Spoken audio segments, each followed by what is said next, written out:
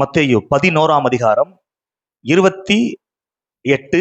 வருத்தப்பட்டு பாரம் சுமக்கிறவர்களே, நீங்கள் எல்லாரும் என்னிடத்தில் வாருங்கள், நான் உங்களுக்கு இளைப்பாறுதல் தருவேன். நான் உங்களுக்கு இளைப்பாறுதல் தருவேன். யாருக்கு? வருத்தப்பட்டு பாரம் சுமக்கிறவர்களே, நான் உங்களுக்கு இளைப்பாறுதல் தருவேன் என்று கர்த்தர் சொல்லுகிறார்.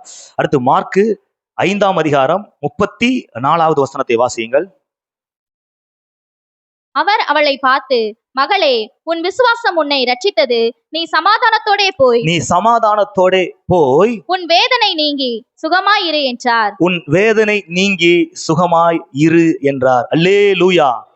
இந்த கூட்டத்திற்காக நான் ஜெபிக்கும் பொழுது கர்த்தர் எனக்கு கொடுத்த வார்த்தை, வருகின்ற ஜனங்களுடைய வருத்தங்களையும் வேதனைகளையும் நான் நீக்க போகின்றேன் என்று சொன்னார். அல்லேலூயா. எத்தனை பேர் விசுவாசிக்கிறீங்க? உங்களுடைய வருத்தங்களையும் உங்களுடைய வேதனைகளையும் கர்த்தர் இந்த நாளிலே நீக்க போகின்றார். பல நாள் வருத்தம், பல நாள் வேதனை, அதை இந்த நாளிலே கர்த்தர் நீக்க போகின்றார். நிச்சயமாகவே நீக்குவார். பாருங்க, இந்த மார்க்கு 5 இந்த பெரும்பாடுள்ள அந்த ஸ்திரியை குறித்து சொல்லப்பட்டிருக்கும். அவளுக்கு கிட்டத்தட்ட 12 வருடமாக பெரும்பாடு, உதிரப்போக்கு, ரத்தப்போக்கு, சரீரத்துல ஒரு பலவீனம். எவ்வளவோ டாக்டரை, எவ்வளவோ வைத்தியரை அவ பார்த்துட்டா, நிறைய ட்ரீட்மெண்ட் பார்த்துட்டா, நிறைய பணம் செலவு பண்ணிட்டா. எந்த அளவுக்கு பணம் செலவு பண்ணிருக்கிறா அப்படின்னா, தன்னுடைய சொத்தெல்லாம் வித்துருக்கிறா, தன்னுடைய ஆஸ்தியெல்லாம் வித்து என்ன பண்ணிருக்கிறா? ட்ரீட்மெண்ட் பார்த்திருக்கிறா. ஆனா எந்த விதமான இம்ப்ரூவ்மெண்ட்டும் கிடையாது. சற்றாகிலும் குணமடையவில்லை, கொஞ்சம் கூட சுகமே ஆகல. ஏதோ கொஞ்சம் ட்ரீட்மெண்ட் பார்த்ததுனால, ஏதோ மருத்துவத்திட்ட போய் கன்சல்ட் பண்ணதுனால, மருந்து மாத்திரை சாப்பிட்டதுனால ஏதாச்சும் முன்னேற்றம் அப்படின்னா ஒண்ணுமே இல்ல. சற்றாகிலும் குணமடையவில்லை, சற்றாகிலும் சொஸ்மடையவே இல்லை. பாருங்க, அவ இயேசுவிடத்தில் வந்தாள். இயேசுவை குறித்து கேள்விப்பட்டு இயேசுவினிடத்தில் வந்தாள். இயேசுவின் வஸ்திரத்தை தொட்டு அற்புதத்தை பெற்றுக்கொண்டால் இனி அவ எந்த டாக்டர்ட்டையும் போக வேண்டிய அவசியமே கிடையாது. எந்த ரிப்போர்ட்டையும் மறுபடியும் சுமந்து கொண்டு தெரிய வேண்டிய அவசியமே கிடையாது. அந்த ஸ்டேட்மெண்ட்டை கொண்டு போய் சொல்ல வேண்டிய அவசியம் கிடையாது. ஏன்னா இயேசு வியாதிகளை சுகமாக்குகின்றவர், வியாதி என்கிற வேதனையிலிருந்து உங்களை விடுதலையாக்குகின்றவர் கர்த்தராகிய இயேசு கிறிஸ்து. இயேசு சொல்றாரு, அவளை பார்த்து, யாரை பார்த்து? இந்த பெரும்பாடுள்ள ஸ்திரியை பார்த்து. அவ பல டாக்டரை போய் பார்த்திருக்கிறா, பல டாக்டர் அவளை பார்த்திருக்கிறாங்க, ஆனா ஒண்ணுமே நடக்கல. இப்ப இயேசுவோட பார்வை அவ மேல பட்ட உடனே 12 வருடமாக இருந்த அந்த பெரும்பாடு உதரத்தின் ஊரில் நின்று விட்டது. வேதனை நீங்கியது, சுகம் உண்டானது. பாருங்க, இந்த நாளிலே நாம் அனைவருக்கும் என்ன தேவை தெரியுமா? கர்த்தருடைய பார்வைய மேல படணும், இயேசுவோட பார்வைய மேல படணும். அவருடைய பார்வைய மேல பட்டாலே போதும், எல்லாமே மாறிடும். பாருங்க, இந்த உலகத்துல ஒவ்வொரு மனுஷனுக்கும் ஒவ்வொரு விதமான வேதனைகள், வருத்தங்கள் இருக்கிறது. ஒரு சிலருக்கு பாத்தீங்கன்னா உடல்ல பலவீனம், வியாதி, அதனால வேதனை, வருத்தம். ஒரு சிலருக்கு உடம்பு நல்லா இருக்கும், ஆனா பண பற்றாக்குறை, கடன் பிரச்சனை, பொருளாதார நெருக்கடி, இந்த பிரச்சனையினால் அவர்களுக்கு வேதனை, வருத்தம் அப்படி இருக்கும். பாருங்க, ஒரு சிலருக்கு பணம் நிறைய பணம் இருக்கும், நல்ல ஆஸ்தி ஐஸ்வர்யம்லாம் நிறைய இருக்கும், ஆனா குடும்பத்துல என்ன இருக்காது? சமாதானம் இருக்காது. கணவன் சரியில்லாத கணவனாக இருப்பாரு, மனைவி சரியில்லாத மனைவியாக இருப்பாங்க, பிள்ளைங்க சரியில்லாத பிள்ளைகளா, சமாதானத்தை கெடுக்கிற பிள்ளைகளா இருப்பாங்க. அதனால குடும்பத்துல சமாதானம் இல்லாததுனால வேதனை, வருத்தம் அவங்களுக்கு இருக்கும். ஒரு சிலருக்கு பாத்தீங்கன்னா திருமணமே ஆகல, எல்லாத்துக்கும் திருமணம் நடக்குது, எனக்கு மட்டும் திருமணம் நடக்க மாட்டேங்குது, என் பிள்ளைங்களுக்கு இன்னும் திருமணம் ஆக மாட்டேங்குது, திருமணமே நடக்கல. திருமணம் ஆகாததுனால வேதனை, வருத்தம். ஒரு சில பேருக்கு திருமணம் ஆனதுனால வேதனை, வருத்தம். என்னடா எதுக்குடா கல்யாணத்தை முடிச்சோம் அப்படின்ட்டு வேதனை, வருத்தம். ஒரு சில பேருக்கு பிள்ளைங்க இல்லாதனால வேதனை, வருத்தம். பிள்ளைங்க இல்லையே, கல்யாணம் ஆகி பல ஆண்டுகள் ஆகிவிட்டதே, இன்னும் பிள்ளை இல்லாம இருக்குதே, அதனால வேதனை, வருத்தம். ஒரு சில பேருக்கு பிள்ளைகளை பெற்றதுனால வேதனை, அவங்க பண்ற அட்டகாசம், அவங்க பண்ற அட்டூழியத்தினால பிள்ளைங்க பெற்றதுனால என்ன பண்றாங்க? வேதனை, வருத்தம். இப்படி சொல்லிக்கிட்டே போலாம். பாருங்க, ஒரு சிலருக்கு பாத்தீங்கன்னா வேலையே இல்ல, வேலை இல்லாதனால வேதனை, வேலை கிடைக்கலையே, நான் படிச்ச படிப்புக்கு ஏற்ற வேலை கிடைக்கலையே, இப்படி பாத்துக்கிட்டு இருக்கிறேனே.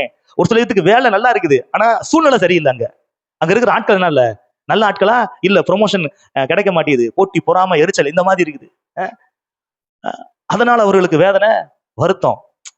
ஒரு சில பேருக்கு தொழில் ஆரம்பிக்க முடியலையே, என் கூட இருந்தவங்க எல்லாம் தொழில் ஆரம்பிச்சு செட்டில் ஆயிட்டாங்களே, நான் இன்னும் ஆரம்பிக்கவே முடியாம இருக்கிறேனே, அதனால வேதனை. ஒரு சிலருக்கு ஆரம்பிச்ச தொழில் விருத்தி அடையாம அப்படியே இருக்குது.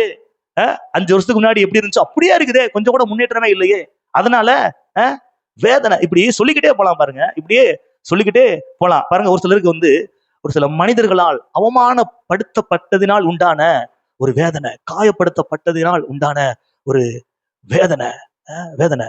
ஒரு சில நாட்களுக்கு கடந்த கால வாழ்க்கையில் நடந்த கசப்பான காரியங்கள், ஒரு சில இழப்புகள், ஒரு சில மனிதர்கள் இழந்திருப்பாங்க, ஒரு சில உறவுகள் இழந்திருப்பாங்க, அதனால ஏற்பட்ட வேதனை, வருத்தம், இப்படி பல வகையான வேதனைகள் இருக்கிறது பாருங்க. நான் இந்த காலை வேளையில் நான் சொல்றேன், நீங்க எப்படிப்பட்ட வேதனையிலே வருத்தத்திலே இந்த இடத்துக்கு வந்திருந்தாலும், உங்கள் வேதனை யாவையும் நீக்கி உங்கள் வருத்தத்தை யாவையும் போக்கி உங்களை ஆசீர்வதிக்க ஒருத்தர் இருக்கிறார். அவர் பெயர் கர்த்தராகிய இயேசு கிறிஸ்து. கரங்களை தட்டி கர்த்தரை மகிமைப்படுத்துவோம். அவர் உங்கள் வேதனைகளை நீக்கி உங்கள் வருத்தங்களை போக்கி உங்களை ஆசீர்வதித்து உங்களை உயர்த்துகின்ற தேவனாக இருக்கின்றார். உயர்த்துகின்ற தேவனாக இருக்கின்றார். பாருங்க, நமக்கு இப்ப என்ன தேவை தெரியுமா? ஆண்டவருடைய பார்வை. அந்த பெரும்பாடு உள்ள ஸ்திரியை கர்த்தர் பார்த்தார். பாருங்க, ஆபிரகாம், பாருங்க, ஆபிரகாமின் மீது ஆண்டவருடைய பார்வை பட்டது. ஒரு பிள்ளைக்கு கூட தகப்பனாக இல்லாத ஆபிரகாம், ஆண்டவருடைய பார்வை அவன் மீது பட்ட உடனே ஜாதிகளின் தகப்பனாக மாறிவிட்டான். நான் சொல்றேன், கர்த்தருடைய பார்வை உங்கள் மீது பட்டதென்றால் நீங்கள் ஜாதிகளின் தகப்பனாக, ஜாதிகளின் தாயாக கர்த்தர் உங்களை மாற்றுவார். தேவை கர்த்தருடைய பார்வை, தேவை கர்த்தருடைய பார்வை. பாருங்க, ஈசாக்கின் மீது ஆண்டவருடைய பார்வை பட்டது. அந்நிய தேசத்திலே அவன் ஐஸ்வர்யவனாகி வர வர விருத்தி அடைந்து மகா பெரியவனானான். நான் சொல்றேன், கர்த்தருடைய பார்வை உங்க மேல பட்டது அப்படின்னா, நீங்க இருக்கிற இடத்துல வர வர விருத்தி அடைந்து உங்கள் சத்துருக்கள் மத்தியிலே கர்த்தர் உங்களை விருத்தி அடைய செய்து பெருக செய்வார். ஆண்டவருடைய பார்வை நம்ம மீது பட வேண்டும். பாருங்க, யாக்கோபின் மீது ஆண்டவருடைய பார்வை பட்டது. யாக்கோபை சிநேகித்தேன், ஏசாவை வெறுத்தேன். யாக்கோபின் மீது ஆண்டவருடைய பார்வை பட்டது. பாருங்க, வெறும் கையா யோர்தானை கடந்து செல்கின்றான். திரும்ப வரும் பொழுது இரு பரிவாரங்களை உடைய ஏராளமான ஆடு மாடுகள் ஒட்டகங்கள் வேலைக்காரிகள் உடைய ஒரு பெரிய ஐஸ்வர்யவனாக வருகிறான். பாருங்க, ஆண்டவருடைய பார்வை உங்க மேல பட்டுச்சுன்னா, நான் சொல்றேன், உங்க கையில ஒண்ணுமே இல்லாட்டா கூட கர்த்தர் உங்களை பெரிய ஜாதி ஆக்குவார். எனக்கே வேலை இல்லைங்க, உனக்கு வேலை செய்யற அளவுக்கு கர்த்தர் ஆட்களை கொடுப்பார். கர்த்தருடைய பார்வை உன் மீது பட்டதென்றால் ஆண்டவருடைய பார்வை உன் மீது பட வேண்டும். கேளுங்க, கர்த்தாவே என்னை நோக்கி பாருங்க ஆண்டவரே, நான் உம்மை நோக்கி பார்த்து கொண்டிருக்கிறேன். கர்த்தாவே இயேசுவே, நீங்க என்ன நோக்கி பாருங்க ஆண்டவரே. ஆண்டவருடைய பார்வை உங்கள் மீது பட்டதென்றால் எல்லாமே மாறிவிடும். பாருங்க, ஆடு மேய்ச்சிக்கிட்டு இருக்கிறான் ஒருத்தன், அவன் மேல ஆண்டவருடைய பார்வை பட்டது, அவன் அரசனாக மாறிவிட்டான். லேலூயா. பாருங்க, என்ன சொல்ல வரேன்னா, யார் உங்களை பாக்குறாங்களோ, யார் உங்களை கவனிக்கிறாங்களோ, யார் உங்களை என்ன செய்யறாங்களோ எனக்கு தெரியாது, கர்த்தருடைய பார்வை உங்கள் மீது பட்டதென்றால் நிச்சயமாகவே ஆசீர்வாதத்தை நீங்கள் சுதந்திரித்துக் கொள்வீர்கள். யார் உங்களை பாக்குறாங்களோ பார்க்கலையோ, யார் உங்களை நினைக்கிறாங்களோ நினைக்கலையோ, கர்த்தருடைய பார்வையும், கர்த்தர் உங்களை நினைத்தால் போதும், எல்லாமே மாறிவிடும். பாருங்க, ஆதியாகமம் 21 அதிகாரம் 17வது வசனத்தை வாசிங்களேன். ஆதியாகமம் 21:17. தேவன் பிள்ளையின் சத்தத்தை கேட்டார். தேவதூதன் வானத்திலிருந்து ஆகாரை கூப்பிட்டு, ஆகாரே, உனக்கு என்ன சம்பவித்தது? பயப்படாதே, பிள்ளை இருக்கும் இடத்திலே தேவன் அவன் சத்தத்தை கேட்டார். அல்லேலூயா. இத படிக்கும்போது அப்படியே அழுக வருது. தேவன் சத்தத்தை கேட்டார். ஆபிரகாம் ஆகார சேர்த்து கொண்டான், சாராவுடைய வார்த்தைக்கு இணங்கி. இப்ப பிள்ளையும் பிறந்துருச்சு, இஸ்மவேல் பிறந்துட்டான். இப்ப சாராளுக்கும் ஈசாக்கு பிறந்துட்டான். இப்ப பிள்ளைகள் என்ன பண்றான்? ஆகாரையும் இஸ்மவேலையும் அனுப்பி விடுறான். கொஞ்சோண்டு துருத்தில தண்ணியை கொடுத்துட்டு கொஞ்சம் அப்பங்களையும் கொடுத்து போ அப்படின்னு பத்தி விட்டுறான். பாருங்க, தன்னுடைய ஆதாயத்திற்காக பயன்படுத்தி விட்டு அம்போ என்று விடுகின்ற ஒரு நிலை விட்டுட்டான். பாருங்க, துருத்தில தண்ணி காலி ஆயிருச்சு, கொண்டு வந்த அப்பமும் காலி ஆயிருச்சு. பாருங்க, என்னைக்குமே மனுஷன் கொடுக்கிற ஆசீர்வாதம் காலியா போகும், குறைஞ்சிரும். அது நிலைச்சு நிக்காது. பாருங்க, போயிட்டாங்க வனாந்திரத்துல, பிள்ளையோட போறா. பிள்ளைக்கு தண்ணி தாகம் எடுக்குது, குடிக்கிறதுக்கு தண்ணி இல்ல, பிள்ளை சாகுற நிலைமை உண்டாயிருது. இவ அழுகிறா, கதறுகிறா. பாருங்க, அவ அழுகிற சத்தம் ஆபிரகாமுக்கு கேட்கல, பிள்ளை அழுகிற சத்தம் பெத்த தகப்பனுக்கு கேட்கல, ஆனா படைச்ச பரம தகப்பனுக்கு கேட்டுச்சு. கரங்களை தட்டி கர்த்தரை மகிமைப்படுத்துவோம். நான் சொல்றேன், நீங்க அழுகிறது உங்க பெற்றோருக்கு கூட கேட்காம இருக்கலாம், உங்க சொந்தக்காரங்க கூட உங்களை கண்டுக்கலாம இருக்கலாம். நீங்க கூப்பிடுகிற சத்தத்துக்கு மறு உத்தரவு கொடுக்க பரம தகப்பன் ஒருத்தர் இருக்கிறார், கர்த்தராகிய இயேசு கிறிஸ்து. பாருங்க, அவன் நினைச்ச ஆள் அனுப்பி விசாரிச்சிருக்கலாம். எத்தனையோ வேலைக்காரங்க அவனுக்கு இருக்கிறாங்கல்ல, போங்கப்பா ஆகாருக்கு என்ன ஆச்சு, என்ன சம்பவித்தது அப்படின்னு போய் பார்த்துட்டு வாங்க, அப்படின்னு சொல்லிட்டு அனுப்பி விட்டுருக்கலாம்ல. யாரையுமே என்ன பண்ணல, அனுப்பல. விசாரிக்கிறதுக்கே ஆள் அனுப்பல.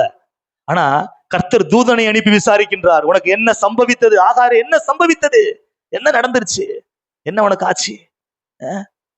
பாருங்க, ஒரு சில நேரத்துல நம்ம ஒரு சில காரியங்களுக்காக கதறி அழுவோம். அப்ப ஏன் அழுகிறேன்னு கூட ஒரு சிலர் என்ன பண்ண மாட்டாங்க, கேட்க மாட்டாங்க. ஓ அழுகிறேன் அப்படி போயிடுவாங்க. ஒரு ஆறுதல் சொல்ல கூட ஆள் இருக்க மாட்டாங்க. வேதனையா இருக்கும். ஒரு பரிதாப கூட என்ன பண்ண மாட்டாங்க. ரொம்ப கஷ்டமான ஒரு நிலைமையா இருக்கும். பாருங்க, அப்படிப்பட்ட நிலைமை தான் அவளுக்கும். விசாரிக்கிறது கூட யாருமே இல்ல. ஆனா கர்த்தர் விசாரிக்காமல் இல்லை, அவர் உங்களை விசாரிக்கிறவராக இருக்கிறதுனால் உங்களுடைய பாரங்களை எல்லாம் அவரிடத்தில் வைத்து விடுங்கள். நிச்சயமா நான் சொல்றேன், உங்களை விசாரிக்க கர்த்தர் தூதனை அனுப்புவார். அல்லேலூயா. கவனிங்க, அந்த ஆபிரகாம் துருத்தியில கொடுத்த தண்ணி என்ன ஆயிடுச்சு, காலி ஆயிடுச்சு. ஆனா கர்த்தர் ஆகாருக்கு என்று இஸ்மவேலுக்கு என்று கொடுத்த அந்த துறவு காலியாகவே இன்ன வரைக்கும் வந்துகிட்டே தான் இருக்கு. கரங்களை தட்டி கர்த்தரை மகிமைப்படுத்துவோம். பாருங்க, என்னைக்குமே மனுஷன் கொடுக்கிற ஆசீர்வாதம் கொஞ்ச நாள் தான் போயிடும். ஆனா தேவன் கொடுக்கிற ஆசீர்வாதம், பிளெஸிங், அது எவர் லாஸ்டிங்கா இருக்கும், இருந்துகிட்டே இருக்கும். பாருங்க, ஒரு சில நேரத்துல ஒரு சில காரியங்களுக்காக ரொம்ப அழுகிற மாதிரி ஒரு நிலைமை வருது அப்படின்னா, நான் சொல்றேன் இயேசு கிறிஸ்துவை ஆண்டவராக ரட்சகராக ஏற்றுக்கொண்டு அவருடைய வார்த்தையில் நடக்கிற பிள்ளைகளுக்கு நான் சொல்றேன், ஒரு சில நேரத்தை ரொம்ப கதறி ஒரு சில காரியத்திற்காக நீங்க அழுகிற மாதிரி நிலைமை வந்துச்சுன்னா, அடுத்து அந்த காரியத்திற்காக நீங்க அழ வேண்டிய அவசியமே வராது. கர்த்தர் துறவை கொடுப்பார். கர்த்தர் அப்படிதான் செஞ்சார். இருக்கு அழுது கதறுகிறா. அவளுக்கு அந்த சமயத்துல தேவையானது என்னன்னா, ஒரு துருத்தில தண்ணி கொடுத்தா போதும், அது கொடுத்தா தாகம் அடங்கிரும். ஆனா கர்த்தர் பார்த்தாரு, துருத்தில தண்ணி கொடுக்கல. இனிமே இந்த காரியத்திற்காக, தண்ணிக்காக நீயும் பிள்ளையும் அழுகவே கூடாது, உனக்கு நான் துறவை கொடுத்தார். தற்கால தேவைக்காக, தற்சமய தேவைக்காக ஒருவேளை நீங்க ஆண்டவரத்துல வந்திருக்கலாம். கர்த்தர் டிலே பண்ணாலும் உங்களுடைய எதிர்கால தேவைக்காக, உங்கள் சந்ததியின் ஆசீர்வாதத்திற்காக நிச்சயமாகவே பெரிய பெரிய ஆசீர்வாதங்களை உங்களுக்கு கொடுப்பார். நான் சொல்றது உங்களுக்கு புரியுதா? ஒரு தற்சமய தேவைக்காக, தற்சமய ஆசீர்வாதத்திற்காக ஏதோ ஒரு காரியம் நன்மை நடக்கணும் அப்படின்னு நீங்க வந்திருக்கிறீங்க, சரிங்களா? ஆனா கர்த்தர் அதை மட்டும் கொடுக்க மாட்டாரு, உங்க எதிர்கால தேவைக்கும் சேர்த்து கொடுப்பாரு.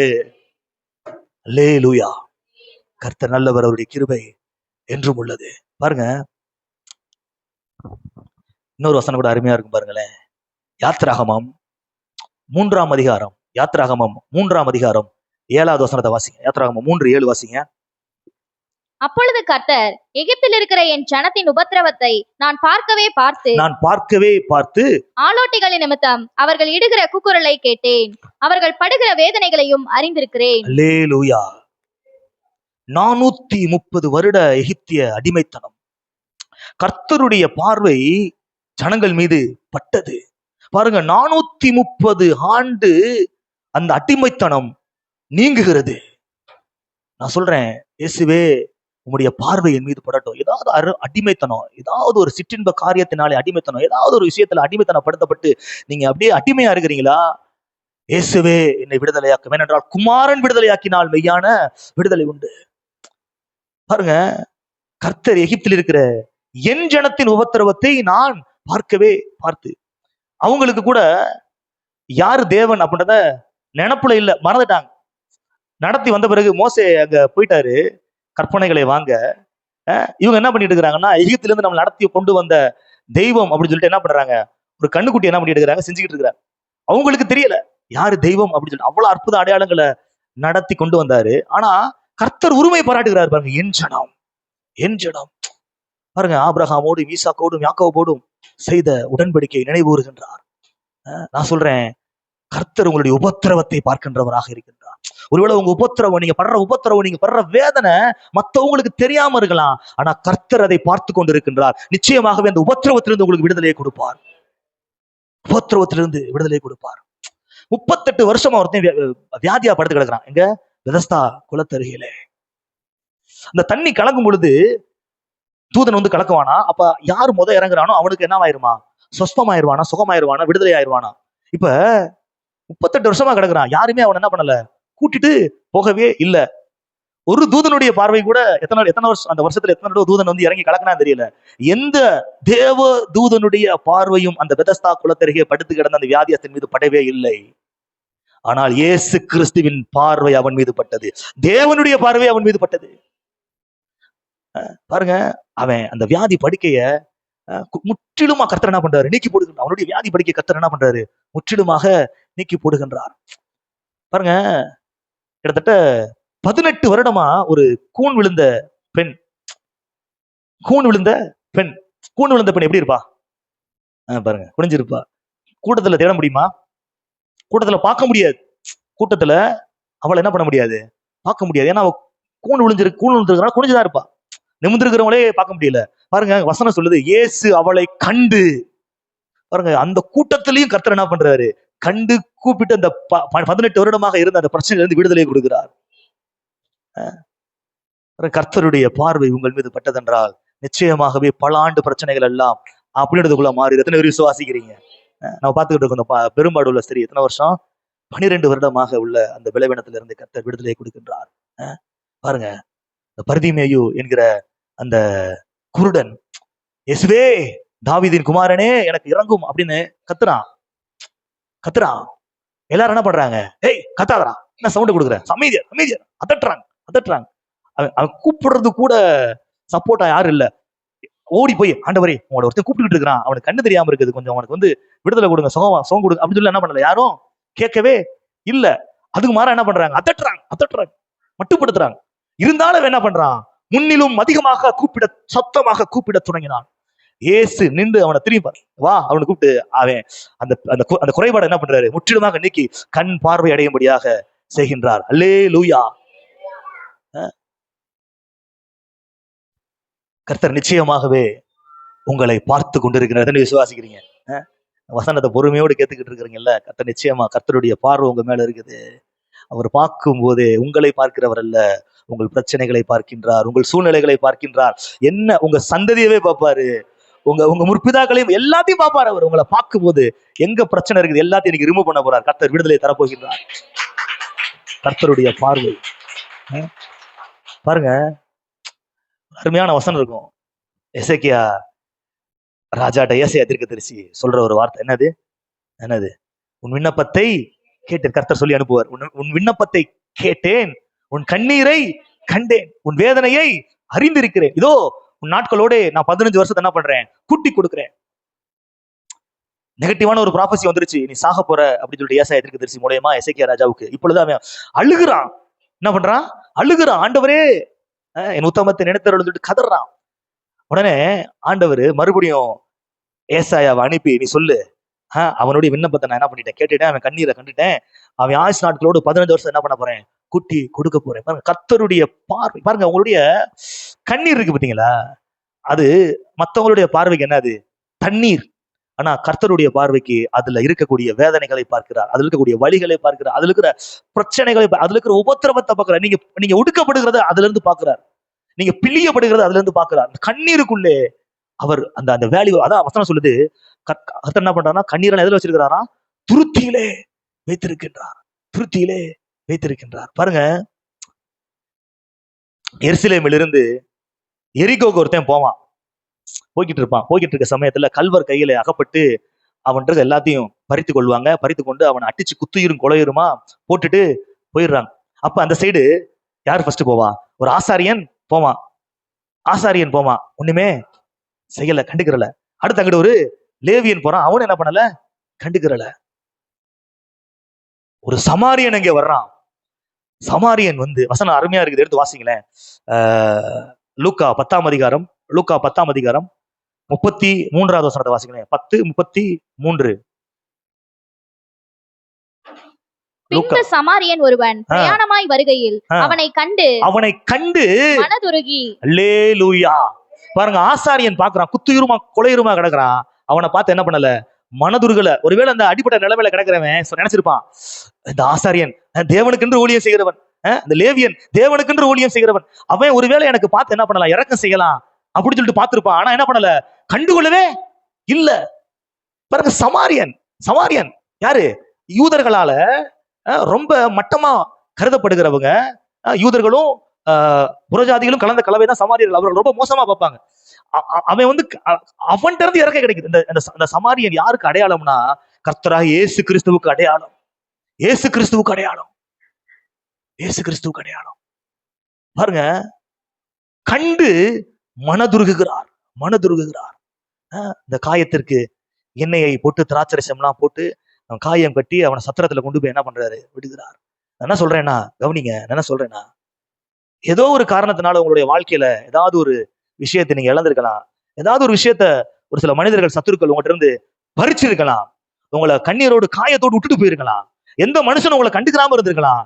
ஆனா கர்த்தர் உங்களை கண்டுகொள்வார். எல்லா மனுஷனும் உங்களை பார்த்து விலகி போயிருக்கலாம். ஆனா கர்த்தர் உங்களை பார்த்தார்னா அவர் விலகவே மாட்டார். அவர் உங்களை விட்டு விலகுவதும் இல்லை, அவர் கைவிடுவதும் இல்லை. பாருங்க, கவனிங்க, ஒரு செல்வந்தன், ஒரு பெரிய ஒரு பணக்காரன் குடும்பத்தோடு எக்ஸிபிஷன் போறான். எங்க போறான்?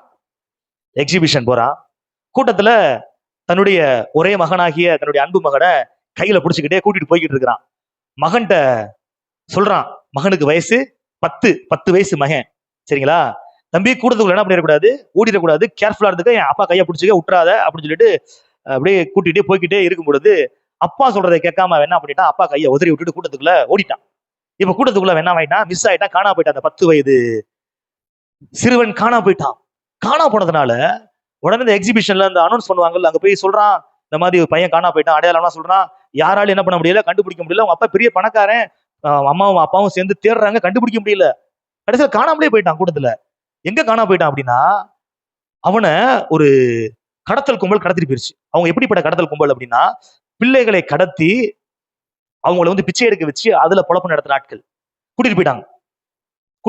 கூட்டிட்டு போய் அவன் கைய உடைச்சு விட்டு, தலையில மொட்டை அடிச்சு விட்டு, கையில ஒரு பாத்திரத்தை கொடுத்து பிச்சை எடுத்து கலெக்ஷன் பண்ணி என்ன பண்ண வரணும், இங்க வந்து கொடுக்கணும் அப்படின்னு சொல்லிட்டு வேறு ஒரு நகரத்துல கொண்டு போய் என்ன பண்ண விட்டாங்க, பிச்சை எடுக்க விட்டாங்க. இப்ப அவன் என்ன பண்ணிட்டு இருக்கிறான், பிச்சை எடுத்துக்கிட்டு இருக்கிறான். இந்த அப்பாவும் அம்மாவும் மகனை என்ன பண்றாங்க, தேடுறாங்க, ஊரெல்லாம் தேடுறாங்க.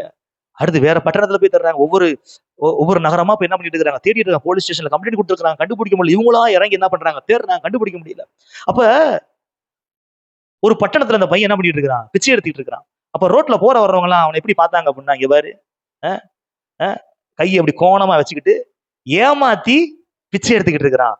அவங்களுடைய பார்வை என்ன, இவன் ஏமாத்தி பிச்சை எடுக்கிறான் அப்படின்னு சொல்லிட்டு காசையை கொடுக்கல. ஒரு சில பேரு அவனை பாக்குறாங்க, பார்த்து எப்படி பாக்குறாங்கன்னா, ஐயோ பாவம், கை இந்த மாதிரி இருக்குது அப்படின்னு சொல்லிட்டு பரிதாபப்பட்டு காசு கொடுக்குறாங்க. இன்னொரு சிலர் பாக்குறாங்க, இவனை பத்தி இவங்கள அந்த குரூப்ல ஒரு ஆள் தானே, இவனை வச்சு என்ன பண்றாங்க, சம்பாதிக்கிறதுக்காண்டி இவனை நடிக்க வச்சுக்கிட்டு இருக்கிறாங்க, கொடுக்க மாட்டோம் அப்படின்னு சொல்லிட்டு அவங்களும் கடந்து. இப்படி ஒவ்வொருவருடைய பார்வை ஒவ்வொரு விதமா இருக்கு. ஒரு நாள் அந்த பையனை தேடி அவங்க அப்பா என்ன பண்றாரு, கார்ல அந்த பட்டணத்துக்கு வர்றாரு. அப்ப ஒரு பையன் மொட்டையை அடிச்சுட்டு கையை இப்படி கோணி பிச்சை எடுத்துக்கிட்டு இருக்கிறான். அப்பா அப்படியே திரும்பி பாக்குறாரு. உடனே அடையாளம் தெரியல, யாரோ பையன் பிச்சை எடுத்துட்டு இருக்கான் போல அப்படின்னு சொல்லிட்டு இருக்கும்போது பையனுக்கு அப்பாவை தெளிவா தெரிஞ்சிருச்சு. தெரிஞ்ச உடனே அப்பான்னு கூப்பிடுறான். அதுக்குள்ள ஒரு வண்டி எடுத்து என்ன பண்றாரு, போறப்ப சைடு மிரர்ல தெரியுது பின்னாடி ஏதோ ஒரு பையன் ஓடி வர்றான் அப்படின்னு டக்குன்னு வண்டியை நிப்பாட்டி திரும்பி அப்பா மகனை பாக்குறாரு. திரும்பி அப்பா மகனை பாக்குறாரு. நான் சொல்றது உங்களுக்கு புரியுதா? அது வரைக்கும் எத்தனையோ பேர் அவனை பார்த்தாங்க. எப்படி பார்த்தாங்க, ஏமாத்துக்காரன் அப்படின்னு பார்த்தாங்க. கையை எப்படி கோணலா வச்சுக்கிட்டு பிச்சை எடுக்கலாம், ஏமாத்துக்காரன். இன்னொருத்தவங்க பரிதாபமா பார்த்தாங்க, ஒண்ணும் நடக்கல, எதுவுமே நடக்கல. எத்தனையோ பேர் அவனை பார்த்தாங்க, எதுவுமே நடக்கல. அப்பா அவனை திரும்பி பார்த்த உடனே எல்லாமே மாறி போயிருச்சு. அவன் மறுபடியும் பிச்சை எடுக்க வேண்டிய அவசியமே கிடையாது. அவன் அப்பா என்ன பண்ற, கூட்டிட்டு போய் போலீஸ் ஸ்டேஷன்ல கம்ப்ளைண்ட் கொடுத்து யாரா இதுக்கெல்லாம் காரணம் எல்லாத்தையுமே சட்டப்படி நடவடிக்கை எடுத்து பையனை கூட்டு போய் மறுபடியும் தன்னுடைய வீட்டுல சேர்த்து கொண்டு சந்தோஷமாக இருந்தாரா. நான் என்ன சொல்ல வரேன்னா, மனுஷங்க உங்களை எப்படி வேணாலும் பார்க்கட்டும், உங்க டாக்டர் உங்க ரிப்போர்ட் எப்படி வேணாலும் பார்க்கட்டும், கர்த்தருடைய பார்வை பட்டுச்சுன்னா எல்லாமே தலைகளா மாறிடும். உங்களை சிருஷ்டி கர்த்தருடைய பார்வை பட்டுச்சுன்னா எல்லாமே மாறிடும். சகலத்தையும் மாற்றக்கூடியவர், சகலத்தையும் மாற்றக்கூடியவர் கர்த்தராகிய இயேசு கிறிஸ்து. அதான் வசனம் சொல்லுது, தம்மை பற்றி உத்தம இருதயம் கொண்டுகிறவர்களுக்கு தம்முடைய வல்லமையை விளங்க பண்ணும்படி கர்த்தருடைய கண்கள் பூமி எங்கும் உலாவிக் கொண்டிருக்கின்றது. உலாவிக் கொண்டிருக்கின்றதா? பாருங்க பாருங்க. அதான் இந்த வசனம் அருமையா இருக்குது. இயேசு அவளை பார்த்து, மகளே, உன் விசுவாசம் உன்னை ரட்சித்தது, நீ சமாதானத்தோட போய் உன் வேதனை நீங்கி சுகமாய் இரு. உன் வேதனை நீங்கி சுகமாய் இரு. பாருங்க, இன்னைக்கு இந்த உலகத்துல கவனிங்க, இந்த பெயின் கில்லர் அப்படின்னு ஒண்ணு இருக்குது. என்ன இருக்குது? பெயின் கில்லர் அப்படின்னா என்னது? வலியை கொல்லும் அப்படின்னு. வலியை கொல்றது இல்ல. வலி வலிய வலி இல்லாம மரப்புத்தன்மையை ஏற்படுத்தும், ஒரு மந்தத்தன்மையை ஏற்படுத்தும். வலி இருக்கும், உள்ள காயம் இருக்கும், உள்ள பிரச்சனை இருக்கும். ஆனா அந்த வலி என்ன பண்ணாது? நீங்காது. ஆனா அந்த வலி இல்லாதது போல அந்த சமயத்துல இந்த டோசேஜ் கொடுக்கும் போது இருக்கும். அந்த டோசேஜோட பவர் குறைஞ்சிருச்சு அப்படின்னா அப்படியே என்ன பண்ணிரும்? அது இல்லாம போயிரும். பாருங்க பாருங்க, இந்த உலகத்துல அநேக ஜனங்களுக்கு அநேக வலிகள் இருக்கின்றது. ஒரு சிலருக்கு சரீரத்துல வியாதினால இருக்கக்கூடிய வலி, ஒரு சிலருக்கு கஷ்டத்தினால, கடன் பிரச்சனையினால ஏற்படக்கூடிய வலி, ஒரு சிலருக்கு ஏமாற்றத்தினால ஏற்படுகின்ற வலி, ஏமாற்றத்தினால, ஒரு சில பேர் செஞ்ச துரோகத்தினால ஏற்பட்ட வலி, ஒரு சில பேருக்கு திருமணமே ஆகல, குழந்தையே இல்ல, இப்படி பல விதமான வலிகள். பாருங்க, எத்தனையோ வலிகள். அந்த வலியினால் எத்தனையோ வேதனைகள், வருத்தங்கள். நான் சொல்றேன், எல்லா வலிக்கும், எல்லா வேதனைக்கும், எல்லா வருத்தத்திற்கும் ஒரே தீர்வு கர்த்தராகிய இயேசு கிறிஸ்து. Jesus Christ is the only true painkiller. அவர் தான் வலி என்ன பண்றாரு? கொல்லுகிறவர். ஏன்னா அவர் உங்களுக்காக கொல்லப்பட்டாருங்க. நம்முடைய மீறுதல் நிமித்தம் அவர் காயப்பட்டு, நம்முடைய அக்கிரமங்கள் நிமித்தம் அவர் நொறுக்கப்பட்டு, நமக்கு சமாதானத்தை உண்டு பண்ணும் ஆக்கினை அவர் மீது வந்தது. அவருடைய தழும்புகளால் நாம் குணமாக இருக்கிறோம், குணமாக இருக்கிறோம். அல்லேலூயா. கவனிங்க கவனிங்க,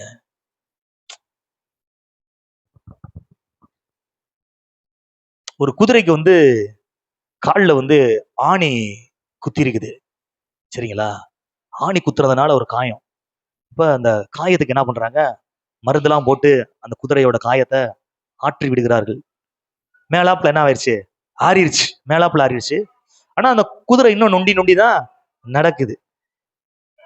அப்ப டாக்டர்கிட்ட கூட்டு போய் செக் பண்ணி பார்க்கும்போது டாக்டர் ஆன்டிபயோட்டிக், பெயின் கில்லர் எல்லாம் கொடுக்குறாரு. கொடுக்கும்போது அந்த மருந்து வேலை செய்யும் பொழுது எப்படி இருக்குது? நல்லா ஸ்ட்ராங்கா கால் ஊண்டி நடக்குது. அந்த மருந்தோட பவர் 6 மணி நேரம் இருக்கும். அந்த பெயின் கில்லரோட பவர் 6 மணி நேரம் கழிச்சு மறுபடியும் நொண்ட ஆரம்பிக்குது. என்னடா அப்படின்னு சொல்லிட்டு டாக்டர்கிட்ட போய் பார்க்கும் பொழுது, டாக்டர், இந்த மாதிரி ஆன்டிபயோட்டிக்கும் பெயின் கில்லரும் கொடுத்தா நடக்குது, மற்றபடி சரியா மற்ற நாள்ல நடக்க மாட்டேங்குது அப்படின்னு. அப்படியா?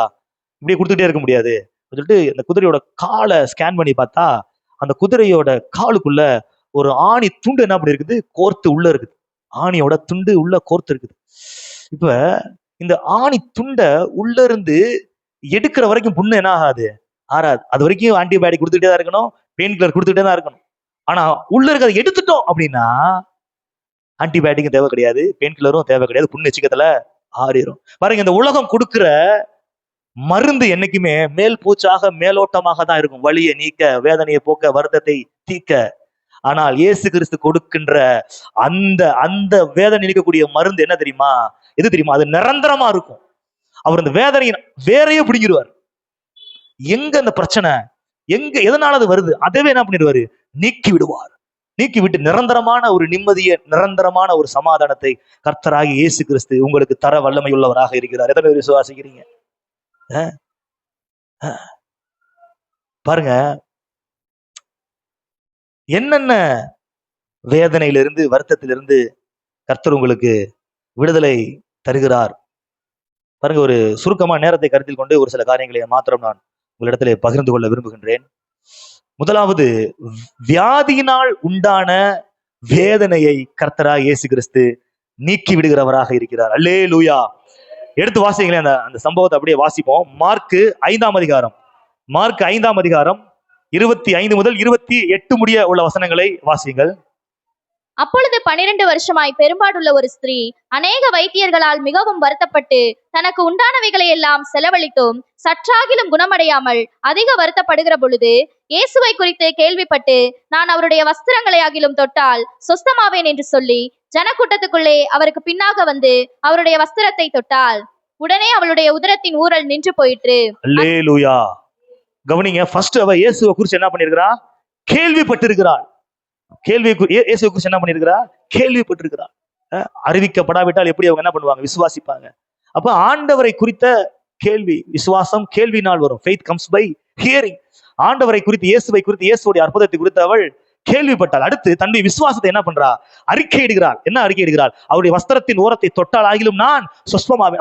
அவருடைய வஸ்திரத்தின் ஓரத்தை நான் தொட்டா சொஸ்பமாகி விடுவேன் அப்படின்னு சொல்லிட்டு விசுவாசத்தை அறிக்கையிடுகிறாள்.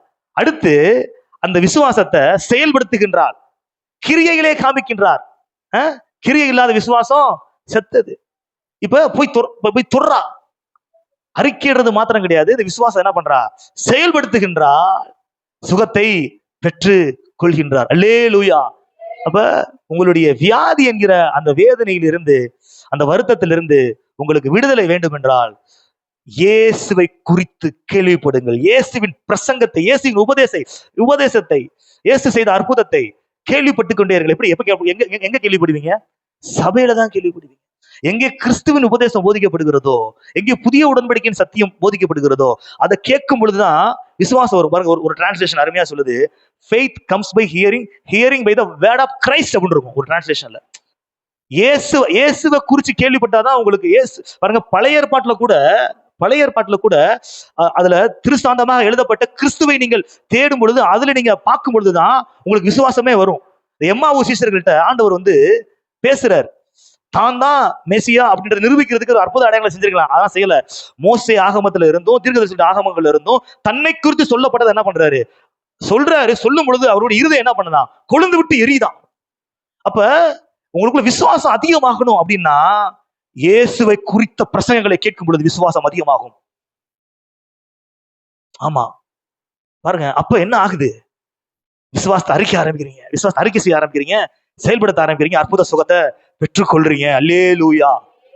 பாருங்க, ஒரு அமெரிக்கால ஒரு நெடுஞ்சாலையில ஒரு ஒரு காரு, சொகுசு காரு, ஒரு பென்ஸ் காரு, ஒருத்தர் பென்ஸ் கார்ல ஒருத்தர் போய்கிட்டு இருக்கிறார். அமெரிக்கால ஒரு நெடுஞ்சாலையில ஒரு பென்ஸ் கார்ல ஒருத்தர் போய்கிட்டு இருக்காரு. போய்கிட்டு இருக்க வழியில திடீர்னு அந்த பென்ஸ் கார் என்ன ஆயிடுச்சு? ரிப்பேர் ஆயிடுச்சு, நின்றுச்சு. நின்ற உடனே அந்த செல்வந்தர் என்ன பண்றாரு? அந்த பென்ஸ் காரை சரி பண்றதுக்காண்டி பாக்குறாரு. பெட்ரோல்லாம் செக் பண்ணி பாக்குறாரு, பேட்டரி செக் பண்ணி பாக்குறாரு, ரேடியேட்டர்ல வாட்டர்லாம் செக் பண்ணி பாக்குறாரு, எல்லாம் பாக்குறாரு. ஆனா வண்டி என்ன மாட்டேது? ஸ்டார்ட் ஆகவே மாட்டேது. இவர் என்னமோ ட்ரை பண்ணி பாக்குறாரு, ஒண்ணுமே இல்ல. சே, என்னடா அப்படி ஆயிடுச்சு அப்படின்னு நின்றுட்டு இருக்க சமயத்துல அந்த சைடு ஒரு கார்ல ஒருத்தர் போனவர் டக்கு நின்று கதவை திறந்து இவர் இறங்கி வர்றாரு. பார்த்தா அவர் ஒரு வயசானவர். யார் அவரு? வயசானவர். அவரு கேட்கிறாரு, நான் உங்களுக்கு உதவி செய்யலாமா அப்படின்னு அந்த வயசானவர் அந்த செல்வந்தரை பார்த்து கேட்கிறாரு. கேட்கும் பொழுது அந்த செல்வந்தர் சொல்றாரு, ஏன்னா உங்களால என்ன பண்ண முடியும், நீங்களே சாதா சொல்லிட்டு ஒரு அலட்சியமா என்ன பண்றாரு? பாக்குறாரு, அலட்சியமா பேசுறாரு. சரி, இருந்தாலும் வேற வழி இல்லாதனால என்ன பண்றாரு அப்படின்னா, சரி உங்களால முடிஞ்சது என்ன பண்ணுங்க, பாருங்க, நானே ஒரு இன்ஜினியர் தான், என்னாலே முடியல, நீங்க என்னத்த பார்க்க போறீங்க, பாருங்க, நானே ஒரு இன்ஜினியர் தான், என்னாலே பண்ண முடியல, ஒன்னும் பார்க்க முடியல, நீங்க என்னாச்சும் பாருங்க அப்படின்னு விரும்புன்னு வந்தாரா. அவர் டக்குன்னு அந்த ரேடியேட்டரை திறந்து இப்படி பார்த்தாராம், பண்ணிட்டு ஏதோ வயரை மாட்டிட்டு இப்ப ஸ்டார்ட் பண்ணுங்கனாரா. ஸ்டார்ட் ஆயிடுச்சான். அவருக்கே ஷாக் ஆயிடுச்சு, என்னடா ஸ்டார்ட் ஆகுது அப்படின்னு சொல்லிட்டு. சார், நீங்க யாரு சார் அப்படின்னு கேட்கும்போது அவர் சொன்னாரா, நீங்க வச்சிருக்கீங்கல்ல இந்த பென்ஸ் காரை தயாரிச்சதே நான் தான் கார்ல்ஸ் பென்ஸ் அப்படின்னாரா. அவர் பேரு தான் பென்ஸ். நான் தான் அந்த காரை வடிவமைச்சது, நான் தான் அந்த காரை இது உருவாக்குறதே நான் தான், மேனுஃபேக்சர் நான் தான். பாருங்க, அவன் ஒரு இன்ஜினியர் இருந்தாலும் அவனுக்கு தெரியல, ஆனா மேனுஃபேக்சர் வந்து என்ன பண்ணிச்சு பாருங்க. ஒரு சில டாக்டருக்கே சுகமாகாத வியாதி கூட கர்த்தர் இயேசு கிறிஸ்து சுகமாக வல்லவராகிறார். நான் சொல்றேன், உங்களை படைத்தவரிடத்திலே உங்களுடைய சரீரத்தை ஒப்பு கொடுங்க, அவர் அனைத்தையும் சுகமாக்குவார், வேதனையை நீக்குவார். எத்தனை பேர் விசுவாசிக்கிறீங்க? வேதனையை அவர் நீக்க வல்லமை உள்ளவராக இருக்கிறார். பாருங்க, எனக்கு திருமணத்துக்கு முன்பதாக என்னுடைய சரீரத்திலே ஒரு பலவீனம் இருந்தது. யூரின் சரியா போகாது. யூரின் போறப்பெல்லாம் ரொம்ப எரிச்சலா இருக்கும், ரொம்ப எரிச்சலாக, ரொம்ப கஷ்டமா இருக்கும். அந்த சமயத்துல டாக்டர்கிட்ட போய் செக் பண்ண போனேன். செக் பண்ணி பார்க்கும்போது என்னென்னமோ டேப்லெட்லாம் கொடுத்தாங்க, சிரப்லாம் கொடுத்தாங்க, ஒன்றும் சரியான மாதிரி தெரியல. டாக்டரும் மருந்தை மாத்தி என்ன பண்றாரு, கொடுக்குறாரு. கிட்டத்தட்ட ஒரு 3 மாசமா ட்ரீட்மெண்ட் ஓடுது. எத்தனை மாசமா? 3 மாசமா என்னன்னு கண்டுபிடிக்க முடியல. நிறைய டெஸ்ட்லாம் எடுத்து பாக்குறாங்க, கண்டுபிடிக்க முடியல. கடைசியில் எண்டோஸ்கோபி அப்படின்ற டெஸ்ட் பண்ணி பார்த்துடலாம் அப்படின்னு சொல்லிட்டு டெஸ்ட் பண்ணி பார்க்குறாங்க. பார்க்கும்போது சொல்றாங்க, டாக்டர் சொன்னாரு, உங்களுடைய அந்த பிளாடர் வந்து ரொம்ப என்னவா இருக்குது, சின்னதா இருக்கு, சுருங்கிருச்சு. 80 வயசுல 70 வயசுல வயசானவங்களுக்கு வரும் பாத்தீங்களா பிரச்சனை, அது உங்களுக்கு இப்போ வந்துருச்சு. 10 வருஷத்துக்கு முன்னாடி. உங்களுக்கு மேரேஜ் ஆயிடுச்சா? இல்ல. இந்த வயசுல உங்களுக்கு இந்த மாதிரி பிரச்சனை வந்திருக்குது. யூரின் போயிட்டு ஸ்கேன் பண்ணி பார்த்தோம்னா 100 ml உள்ள அப்படியே உள்ளே இருக்கும், போகாது. போனது பிறகு 100 ml அப்படி இருக்கும், மறுபடியும் கடினப்பட்டு போனாதான் போகும். அந்த மாதிரி ஒரு 80 வயசு 70 வயசுல இருக்கிற ஆட்களுக்கு வரக்கூடிய பிரச்சனை இது. உங்களுக்கு வயசானவங்களுக்கு வரக்கூடிய, எல்டர்ஸ் வரக்கூடிய பிரச்சனை இது. உங்களுக்கு இந்த இள வயசுலயே வந்திருக்குது. ஒரு தடவை டாக்டர் என்ன மருந்து கொடுக்குறே தெரியல, சின்ன சாப்பிடுங்க சொல்லி கொடுத்துட்டு, இதுக்கு என்ன ட்ரீட்மெண்ட்? ட்ரீட்மெண்டே இல்ல. என்ன ட்ரீட்மெண்ட்? கவனிங்க, கவனிங்க.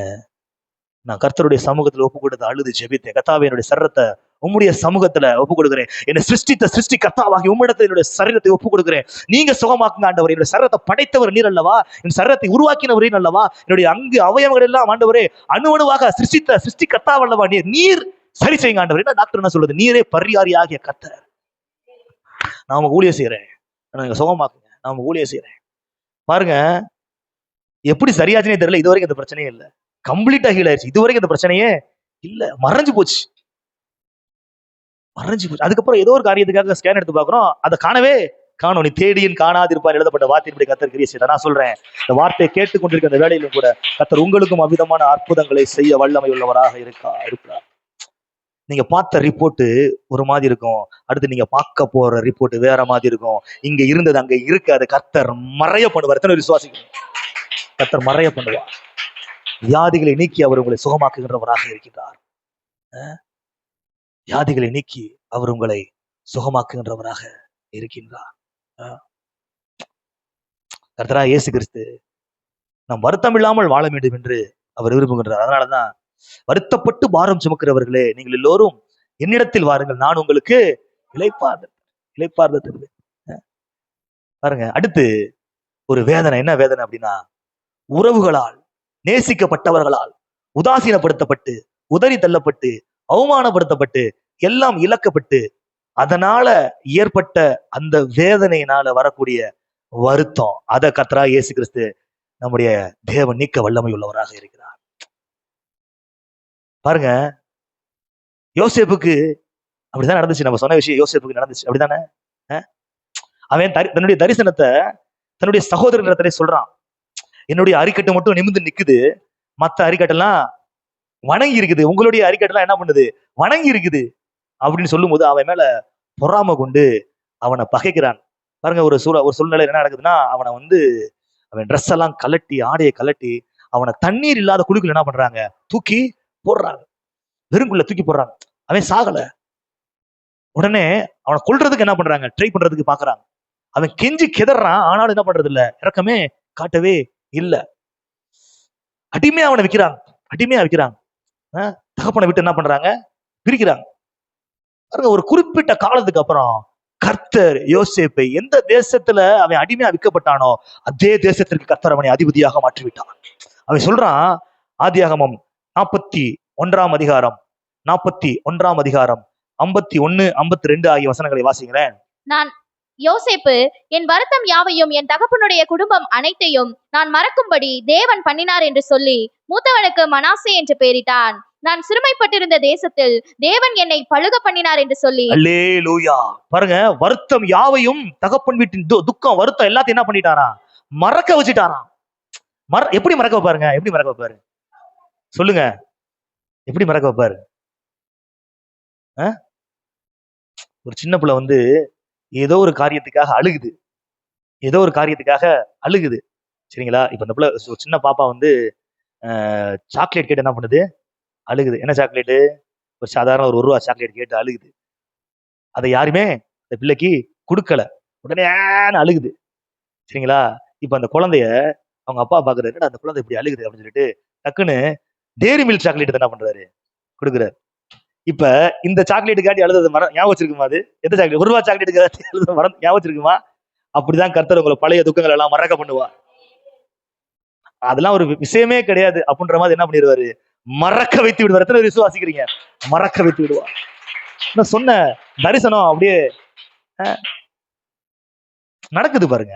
கர்த்தர் அவனுக்கு காண்பித்த தரிசனத்தின்படி அப்படி நடக்குது. அப்படியே ஆதியாகமம் 42ஆம் அதிகாரத்திலேயே 6 அப்புறம் 9 ஆகிய வசனத்தை வாசிங்க. 6, 9. யோசேப்பு தேசத்துக்கு அதிபதியா இருந்து ம், தேசத்தின் ஜனங்கள் யாவருக்கும் விற்றான். ம். யோசேப்பின் சகோதரர் வந்து முகங்குப்புற தரையிலே விழுந்து அல்லேலூயா. எந்த தரிசனத்தை அவன் பார்த்தானோ அது நடந்துருச்சு. கரங்களை தட்டி கர்த்தரை மகிமைப்படுத்துவோம். நடந்துருச்சு. இதை சொன்னதுனாலதான் குடிக்குள்ள தூக்கி போட்டாங்க. இப்ப அவங்களே வந்து குனிஞ்சு குனிஞ்சு அப்படி 9வது வசனத்தை வாசிங்க. யோசேப்பு அவர்களை குறித்து தான் கண்ட சொப்பனங்களை நினைத்து பாருங்க, தான் கண்ட சொப்பனத்தை நினைத்து. அல்லேலூயா. பாருங்க, கர்த்தர் உங்களுக்கு காண்பித்த தரிசனம், கர்த்தர் உங்களுக்கு கொடுத்த வார்த்தை, கர்த்தர் உங்களுக்கு உரைத்த தீர்க்க தரிசனம் நிச்சயமாகவே நிறைவேறும்.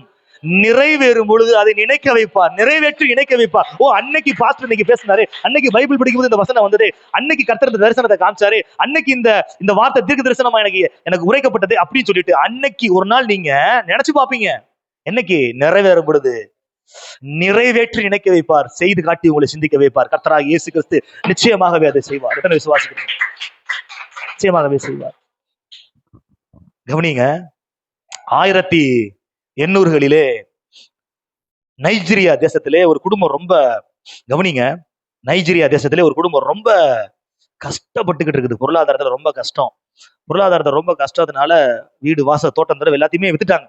இப்ப விற்கிறதுக்கு ஒண்ணுமே இல்லை. இப்ப பிள்ளைகள் எல்லாம் என்ன பண்றாங்க, அடிமையா விற்கிற மாதிரி ஒரு நிலைமை. பிள்ளைகள் எல்லாம் அடிமையாக விற்கக்கூடிய ஒரு நிலைமை. அப்படிப்பட்ட நிலைமையில அந்த குடும்பத்துல ஒருத்தன் இருக்கிறான். அவன் மாக்குறதுக்கு எப்படி இருப்பானா, ரொம்ப ஒல்லியா, ரொம்ப ரொம்ப பலவீனமா இருப்பான்.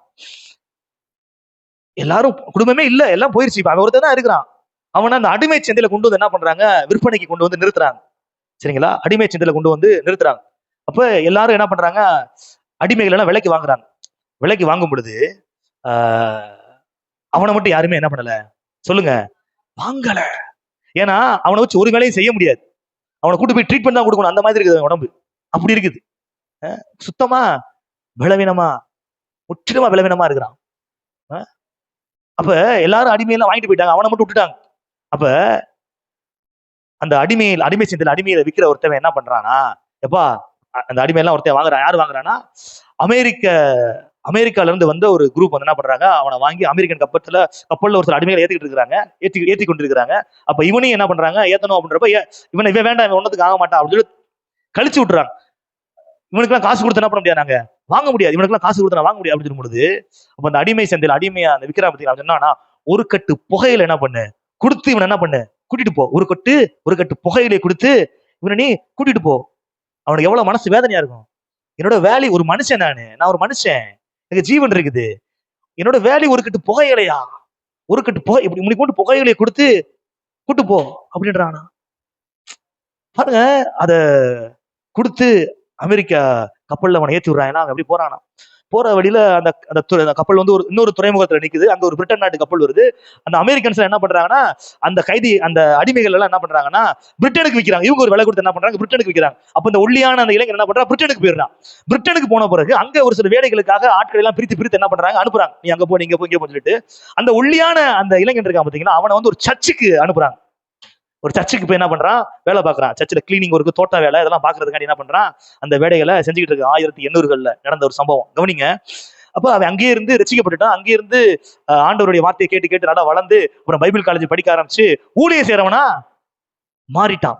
மாறி இப்போ ஒரு பாஸ்டர் அப்படின்ற ஒரு நிலைமைக்கு வந்துட்டான். ஒரு பாஸ்டர் ஆயிட்டான். அவன் பாஸ்டர் ஆயிட்டான். நல்லா தேறினவனாக மாறிட்டான். பாருங்க, அப்ப அந்த பேப்டிஸ்ட் அந்த சபை பேர் என்னது, பேப்டிஸ்ட் சபை. அந்த பேப்டிஸ்ட் சபையில ஆப்பிரிக்கா தேசத்துல இருக்கிற நைஜீரியாவுக்கு நம்ம பேப்டிஸ்ட் சபையில இருந்து ஒரு ஆர்ச் பிஷப்பை அனுப்பணும். யாரு போறா அப்படின்னா யாருமே முன்னுறவே இல்லையா, யாருமே முன்னுறவே இல்லையா. பாருங்க, உடனே இவன் கை தூக்குறானா, நான் போறேன். யாரு, அந்த நைஜீரியா தேசத்துல ஒரு கட்டு புகையிலைக்காக விற்கப்பட்ட அந்த மனுஷன் இப்ப யாரா இருக்கிறான், இப்ப ஒரு ஆர்ச் பிஷப் என்கிற நிலைமையில கர்த்தர் அவனை உயர்த்தி வச்சிருக்காரு. நான் போறேன் அப்படின்னு சொல்லிட்டு அவன் போறானா. பாருங்க, கப்பல்ல அவனை ஏத்தி அங்கெல்லாம் போட்டு விட்டு சூப்பரா மாட்டி விட்டு அவன் அந்த கப்பல் எங்க போகுது? நைஜீரியாவுக்கு போகுது. பிரிட்டன்ல இருந்து நைஜீரியாவுக்கு போகுது. அப்ப நைஜீரியா தேசத்து மக்கள் எல்லாம் என்ன பண்றாங்க அப்படின்னா, பாருங்க, பட்டுக்கம்பளை விரிச்சு, பேண்டு வாத்தியம் வச்சு, மலர் விலையை வச்சு, எல்லாரும் ஆடல் பாடலோட வரவேற்கிறதுக்கு என்ன பண்றாங்களாம்? நிக்கிறாங்களாம். இப்படியே பார்த்து அழுகுறானா, ஆண்டவரே இந்த தேசத்துல தானே, இந்த இடத்துல தானே ஒரு கட்டு புகையலுக்கு விலை போகாதவனா இருந்த என்ன இன்னைக்கு எவ்வளவு தூரத்துக்கு உயர்த்தி வச்சிருக்கிறீங்க ஆண்டவரே. எவங்க விரட்டினாயில அவங்களே வரவேற்கிறாங்களே. எந்த தேசத்துல நான் அசிங்கப்பட்டனும், அவமானப்படுத்தணும், எல்லாத்தையும் இழந்தனும், அதே இடத்துல நான் மறுபடியும் இன்னைக்கு செழிக்க வைக்க போறீங்களே, ஆசீர்வதிக்க போறீங்களே, அவர்களுக்கு அதிகாரியான வைக்க போறீங்களே கத்தான்னு சொல்லிட்டு ஆண்டவரை துதித்தான். அவன் பேரு சாமுவேல் குரோதர், ஆர்ச் பிஷப் சாமுவேல் குரோதர். 1800 நடந்த சம்பவம், உண்மை சம்பவம். பாருங்க, நான் சொல்றேன், கர்த்தர் நிச்சயமாகவே எந்தெந்த உறவினர்களால், எந்தெந்த மக்களால், எந்தெந்த ரீதியில நீங்கள் அவமானப்படுத்தப்பட்டீங்களோ அந்த ஜனத்தின் மத்தியிலே கர்த்தர் உங்கள் தலையை உயர்த்துவார். உங்கள் கொம்பு உயரும், உங்கள் கொம்பு உயரும். நிச்சயமாக கர்த்தர் அவ்விதமாக உங்களுடைய வாழ்க்கையிலே காரியங்களை, கிரியைகளை நிச்சயமாகவே செய்வார். பாருங்க, யோசேப்பு அப்படிதான் கர்த்தர் என்ன பண்ணாரு? உயர்த்தினார், உயர்த்தினார். அவ்வளவு தூரத்துக்கு அவன் உயர்ந்ததுக்கான காரணம் என்ன தெரியுமா? நான் சுருக்கமா சொல்லிடுறேன். பாருங்க, அவன் பாவத்திற்கு விலகி ஓடினான். பாவம் செய்வதற்கான ஒரு வாய்ப்பும் சந்தர்ப்பம் அவனுக்கு கிடைக்கப்பட்டாலும் அவன் என்ன பண்ணல? அவன் பாவத்தை செய்யறதுக்கு விரும்பாம தேவனுக்கு பயந்து என்ன பண்ணா? பாவத்திற்கு விலகி ஓடினான். இத்தனை பெரிய பொல்லாப்புக்கு உடன்பட்டு நான் எப்படி தேவனுக்கு விரோதமாக பாவம் செய்வேன் அப்படின்னு சொல்லிட்டு விலகி ஓடுகிறான். பாவத்திற்கு விலகி ஓடுகிறான். நான் சொல்றேன், பாவத்திற்கு விலகி ஓடுங்கள். கர்த்தர் உங்களை நிச்சயமாகவே உங்கள் உறவினர்கள் மத்தியிலே, அவமானப்படுத்தப்பட்ட மனிதர்கள் மத்தியிலே உங்களை உயர்த்துவார். அது மட்டும் கிடையாது, அவனை தூக்கி செய்யாத குற்றத்திற்காக சிறைச்சாலையில் தூக்கி போடுறாங்க. சிறைச்சாலையில் தூக்கி போடுறப்ப அவன் தான் துக்கமா இருக்கணும், அவன் தான் கண்ணீர் வெடிக்கணும். செய்யாத தப்புக்கு என்ன தூக்கி தண்டனை கொடுத்துட்டாங்களே அப்படின்னு சொல்லிட்டு. அங்க பார்த்தா 2 பேர் இருக்கிறாங்க. யாரு? பானபாத்திரக்காரன் தலைவன், சுயம்புவாகி அப்படின்னு 2 பேர் இருக்கிறாங்க. அவங்கள போய் பார்த்து கேட்கிறான், உங்கள் முகம் ஏன் துக்கமா? உனக்கே அவ்வளவு துக்கம் இருக்குது, அவனுக்கே அவ்வளவு துக்கம், அவனுக்கே ஆறுதல் சொல்றதுக்கு யாரும் இல்ல. சங்கீதத்துல தியானிச்சது போல, என் ஆத்துமாவே நீ ஏன் கலங்குகிறாய், தேவனை நோக்கி அமர்ந்திரு, காத்துரு. ஏன்னா ஆறுதல் சொல்றதுக்கு யாருமே இல்ல, அதனால எனக்கு நானே என் ஆத்துமா நோக்கி ஆறுதல் சொல்லிக்கிறேன் அப்படின்ற மாதிரி. அவனுக்கு ஆறுதல் சொல்றதுக்கு யாருமே இல்ல, அவனே அவ்வளவு பாதிக்கப்பட்டிருக்கிறான், அவ்வளவு காயப்பட்டிருக்கிறான். அவன் மற்றவங்களுடைய காயத்தை ஆற்றுகிறான், மற்றவர்களுடைய காயத்தை ஆற்று. உங்க முகம் ஏன் துக்கமா இருக்குது. அடுத்து அவனை பார்வோன் முன்னாடி போய் கொண்டு போய் நிறுத்துறாங்க. பார்வோன் கேட்கிறான், எப்பா நீ பயங்கரமான ஆடாமல, நீ சொப்பனத்துக்கு எல்லாம் சரியான விளக்கம் சொல்லுவியாமல அப்படின்னு சொல்லும் பொழுது, ஆமாங்க நான் அப்படிதாங்க, நான் உங்க கூட விட கேட்டு பாருங்க அப்படிலாம் சொல்லவே இல்லை. அவன் நான் அல்ல, தேவனே பார்வோனுக்கு உத்தரவு அருள்வார் சொல்லிட்டு தன்னை மறைத்து தேவனை வெளி உயர்த்துகிறான். நான் அல்ல, கிறிஸ்துவே என்று நீங்கள் கர்த்தருடைய நாமத்தை உயர்த்துங்கள். கர்த்தர் உங்களை உயர்த்துவார், கர்த்தர் உங்களை உயர்த்துவார், கர்த்தர் உங்களை உயர்த்துவார். அல்லேலூயா. கடைசியாக ஒரே ஒரு வசனத்தை மட்டும் வாசிப்போம். பிரசங்கி 4ஆம் அதிகாரம், பிரசங்கி 4ஆம் அதிகாரம் 6வது வசனம். வருத்தத்தோடும் மன சஞ்சலத்தோடும் 2 கைப்பிடியும் நிறைய கொண்டிருப்பதை பார்க்கிலும் அமைச்சலோடு 1 கைப்பிடி நிறைய கொண்டிருப்பதே நலம். பாருங்க, வருத்தத்தோடும் மன சஞ்சலத்தோடும் இருக்கக்கூடிய ஒரு பொருளாதாரத்துல என்ன இல்ல? ஒரு விருத்தி இல்ல. பொருளாதாரத்துல வருத்தம் இருக்குது, பொருளாதாரத்துல ஒரு வேதனை இருக்குது. பாருங்க, தேவனாகிய கர்த்தர் அந்த வருத்தத்தையும் அந்த வேதனையும் நீக்கக்கூடியவராக இருக்கின்றார். பாருங்க, வசனம் சொல்றது, கர்த்தருடைய ஆசீர்வாதமே ஐஸ்வர்யத்தை தரும், அதோட அவர் என்ன பண்ண மாட்டார்? வேதனையை கூட்ட மாட்டார். வேதனை இல்லாத ஒரு ஐஸ்வர்யத்தை கர்த்தராகிய இயேசு கிறிஸ்து மாத்திரம் தான் தர முடியும். இந்த உலகத்துல ஐஸ்வர்யங்கள் இருக்கிறது, அதுல வேதனை இருக்கிறது. ஆனா வசனம் சொல்லுது, வேதனை இல்லாத ஐஸ்வர்யத்தை கர்த்தர் தருகின்றார். இன்னைக்கு பணம் நிறைய இருக்குது, அதை வச்சு அவங்களால என்ன பண்ண முடியல? அனுபவிக்க முடியல. 2 இட்லிக்கு மேல அவங்களால சாப்பிட முடியாது, அவ்வளவு பணம் இருக்குது. அவங்க நினைச்சா 5 ஸ்டார் ஹோட்டல்ல போய் பஃபேல உட்காந்து பஃபே சிஸ்டம் சாப்பிடலாம். ஆனா 2 இட்லி உப்பு இல்லாத சட்னி தான் சாப்பிட முடியுது. கவனிங்க, அப்ப பணம் நிறைய இருக்கிறதுனால ஆசீர்வாதம் கிடையாது. இந்த பணத்துல கர்த்தருடைய ஆசீர்வாதம் இருக்கணும். நான் சொல்றது உங்களுக்கு புரியுதா? கர்த்தருடைய ஆசீர்வாதம், அதான் சொல்றது, நாம் அனுபவிப்பதற்கு சகல விதமான நன்மைகளையும் நம்மளுக்கு சம்பூர்ணமாய் கொடுக்கிற ஜீவனுள்ள தேவன் மீது நம்பிக்கை வையுங்கள். பணத்தின் மீது நம்பிக்கை வைக்காத, பணத்தை கொடுக்கிற தேவன் மீது நம்பிக்கை வை. அவர் பொருளாதாரத்தில் உனக்கு காணப்படுகின்ற வருத்தத்தை நீக்கி உன்னை செழிப்பாக்குவார். எத்தனை பேர் விசுவாசிக்கிறீங்க? இயேசு கிறிஸ்து நம்மை ஐஸ்வர்யவானாக மாற்றுவதற்காக அவர் கல்வாரி சிலுவையிலே தரித்திரரானார். வசனம் சொல்கிறது, நம்மை ஐஸ்வர்யவான்களாக மாற்றுவதற்காக அவர் கல்வாரி சிலுவையிலே தரித்திரரானார். நீங்க உபாகமம் 28ஆம் அதிகாரத்தை வாஸ்து பாத்தீங்க அப்படின்னா, அதுல ஆசீர்வாதங்கள் பட்டியலும் சாபத்தின் பட்டியல்களும் அதுல இருக்கும். அதுல 48வது வசனத்தை படிச்சு பாத்தீங்கன்னா, சகலமும் குறைவுபட்டு பட்டினியோடும் தாகத்தோடும் நிர்வாணத்தோடும் கர்த்தர் உனக்கு விரோதமாய் அனுப்பும் சத்துருக்களை சேவிப்பாய். அவர்கள் உன்னை அழித்து தீரு மட்டும் இருப்பு நுகத்தொடியை உன் கழுத்தின் மேல் போடுவார்கள். இது நியாயப்பிரமாணத்தின்படி கட்டளையை மீறி நடக்கிறவர்களுக்கு கொடுக்கப்பட வேண்டிய தண்டனை. இதை அப்படியே கர்த்தராகிய இயேசு கிறிஸ்து கல்வாரி சிலுவையில் நமக்காக சுமந்து தீர்த்தார். குறைவுபட்டு நிர்வாணத்தோடு பட்டினியோடு தாகத்தோடு சத்துருக்களின் கைகளில் ஒப்பு கொடுக்கப்பட்டு பாருங்க, கர்த்தராகிய இயேசு கிறிஸ்து நம்மை ஐஸ்வர்யவனாக்கும்படி கல்வாரி சிலுவையிலே தரித்திரரானார். கவனிங்க, ஐஸ்வர்யம் அப்படின்னா என்ன நினைக்கிறாங்கன்னா ஒரு சில பேரு, ஐஸ்வர்யம் அப்படின்னா மாடி வீடு, ஆடி காரு, கோடி பணம், இது இருந்தாதான் ஐஸ்வர்யம், இது இருந்தாதான் அப்படின்னு நினைக்கிறாங்க. இல்ல, அப்படி கிடையாது. பாருங்க, கர்த்தருடைய ஆசீர்வாதத்திற்குள்ளே ஐஸ்வர்யம் இருக்கிறது. அது வேதனை இல்லாத ஒரு ஐஸ்வர்யமாக இருக்கணும். அதுதான் ஐஸ்வர்யம் இருக்கணும். அது வேதனை இல்லாத ஒரு ஐஸ்வர்யமா இருக்கணும். அது ஆண்டவர் கொடுக்குற ஐஸ்வர்யமா இருக்கணும். பேதுரு வலை போட்டு மீன் பிடிக்கிறான். வலை போட்டு மீன் பிடிக்கும் போது வசனம் சொல்லுது, வலை கிளியத்தக்க திரளான மீன்களை பிடித்தான். வலை கிழிஞ்சுச்சா? சேதமே இல்ல. ஆண்டவர் கொடுத்தாருன்னா கிளியர் அளவு கொடுப்பாரு, வலை கிளியர் அளவு கொடுப்பாரு. ஆனா கிளியாது, சேதம் இருக்காது, வேதனை இருக்காது. அதுதான் ஆண்டவர் கொடுக்கின்ற ஐஸ்வர்யம். பாருங்க, எனக்கு தெரிஞ்ச ஒரு நபர் இருக்கிறாரு. அவருக்கு மாச சம்பளம் 2 லட்சம். எவ்வளவு சொல்லுங்க? 2 லட்சம். அவருக்கு மாச சம்பளம் 2 லட்சம். அந்த 2 லட்சத்துல வீட்டு லோன் கட்டுறாரு, கார் லோன் கட்டுறாரு, மருத்துவ செலவு பாக்குறாரு, பிள்ளைங்களுக்கு ஸ்கூலுக்கு ஃபீஸு, பையனுக்கு காலேஜ், இப்படின்னு போட்டு கணக்கு போட்டு கூட்டு கழிச்சு பார்த்து எல்லாம் செலவு போக அவர்கிட்ட எவ்வளவு இருக்குது கையில அப்படின்னா 1000 ரூபா தான் இருக்குது. மாச கடைசியில் எவ்வளவு இருக்குது? 1000 ரூபா தான் இருக்கு. ஆனா வாங்கின சம்பளம் எவ்வளவு? 2 லட்சம். திருப்தி இல்லாம வாழ்ந்துகிட்டு இருக்கிறார். இன்னொரு நபர் இருக்கிறார். அவருக்கு மாச வருமானம் எவ்வளவு அப்படின்னா 20,000. எவ்வளவு? 20,000. ஆனா எந்த வியாதியும் கிடையாது, நோயும் கிடையாது, எந்த கடனும் கிடையாது, எதுவும் கிடையாது.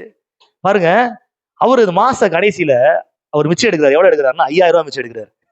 எவ்வளவு எடுக்கிறாரு? திருப்தியா இருக்கு. இப்ப 2 இடத்துல யார் ஐஸ்வர்யவான்? மிச்சம் எடுத்தவங்க ஐஸ்வர்யவான். கர்த்தர் உங்களை மிச்சம் எடுக்கிற அளவுக்கு ஆசீர்வதிப்பாராக. ஹல்லேலூயா. நிறைய இருக்கிறது கிடையாது ஐஸ்வர்யம். இருக்கிறதுல நிறைவா வாழ்றதுக்கு பேர் தான் ஐஸ்வர்யவான். அதான் கர்த்தர் அவிதமாக உங்களை ஆசீர்வதிப்பாராக. தேவைகளை எல்லாம் சந்தித்து எல்லோரும் சாப்பிட்டு திருப்தி அடைந்தார்கள். 12 கூட நிறைய மிச்சம் எடுத்தார்கள். அந்த அளவுக்கு கர்த்தர் என்ன பண்ணுவாரு? நம்மை ஆசீர்வதிக்க வல்லமை உள்ளவராக இருக்கிறார். பாருங்க, ஒரு நாட்டுல ஒரு ராஜா இருந்திருக்கிறாரு. அவர்கிட்ட வேலை பார்க்கிற ஒரு 3 வேலைக்காரங்களை கூப்பிட்டுருக்கிறார். 3 வேலைக்காரங்களை கூப்பிட்டுருக்கிறார். எப்பா, ரொம்ப நாளா நீங்க என்ன பண்ணிட்டு இருக்கீங்க? எனக்கு வேலை பார்த்துட்டே இருக்கிறீங்க. உங்களுக்கு ஏதாச்சும் நான் செய்யணும்னு ஆசைப்படுறேன். பல ஆண்டுகளா எனக்கு என்ன பண்ணிட்டீங்க? வேலை பார்த்துட்டீங்க. உங்களுக்கு ஏதாவது செய்யணும்னு ஆசைப்படுறேன். உனக்கு என்னப்பா வேணும்? ஒருத்தவன்ட்ட கேட்டிருக்கிறார். ஒருத்தர் என்ன சொல்லியிருக்கிறான்? ஐயா, எனக்கு சொந்த வீடே இல்ல, சொந்த வீடு கொடுங்க. சரிப்பா, சொந்த வீடு வாங்கிக்க. Right, okay. இன்னொருத்தவனை கூப்பிடுறாரு. உனக்கு என்னப்பா வேணும்? ஐயா, எனக்கு நல்ல ட்ரெஸ்ஸே இல்ல, எனக்கு என்ன பண்ணுங்க, நல்ல ட்ரெஸ் கொடுங்க. நல்ல சாப்பாடு நான் சாப்பிடறது இல்லை, எனக்கு நல்ல சாப்பாடு போட்டு அனுப்புங்க. நல்ல ட்ரெஸ் எடுத்து கூட சாப்பாடு போட்டு நீ போப்பா அப்படின்னு அனுப்பிவிட்ட. இன்னொருத்தவன்ட்ட கேட்கிறாரு. அவன் ரொம்ப தெளிவான ஆளு, அந்த மாதிரி தெளிவான நம்பர் இருக்கணும். அவன்கிட்ட கேட்கிறாரு, ராஜா கேட்கிறாரு, உனக்கு என்னப்பா வேணும்? ராஜா, ஒரு 3 மாசம் எங்க வீட்டுல நீங்க தங்கணும். என்னது 3 மாசம் உங்க வீட்டுல தங்கணுமா? ஆமா, அதான் என்னுடைய ஆசை. இத்தனை வருஷம் உங்களுக்கு நான் பணி ஆற்றிருக்கிறேன், இவ்வளவு வருஷம் உங்களுக்கு என்ன பண்ணிருக்கிறேன், கடமை செஞ்சிருக்கிறேன்.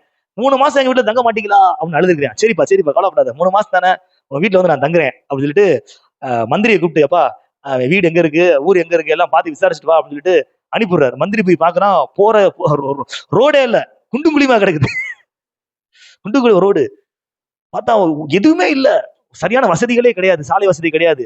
ஊர்ல எங்கேயாச்சும் தண்ணி இருக்குமான்னு பார்த்தா ஒண்ணுமே இல்ல, ஒரு கேணி இல்ல, ஆறு இல்ல, எதுவுமே இல்ல. என்னடா, சரி வீடு எப்படி இருக்குன்னு பார்த்தா குடிசை வீடு, ஓலை குடிசை, எதுவுமே சரியில்லாம இருக்குது. என்னடா இப்படி இருக்குது? ராஜாடவும் சொல்லியிருக்கிறான், ஏன் அந்த மாதிரி, சரி எல்லாத்தையும் சரி பண்ணு அப்படின்னு. உடனே என்ன பண்ணிருக்கான், கஜானத்துல இருந்து ராஜா வீட்டு பணத்தை எடுத்துட்டு போய் ரோடு போடுறான். ஃபர்ஸ்ட் ராஜா வர போறாருல, ரோடு ஃபுல்லாம் போடுறான். அடுத்து ராஜா குளிப்பதற்காக அந்த இடத்துல என்ன பண்றான், ஒரு பெரிய ஏரியாவே வெட்டி தண்ணி வர்றதுக்கான ஏற்பாடும் பண்ணிடுறாங்க.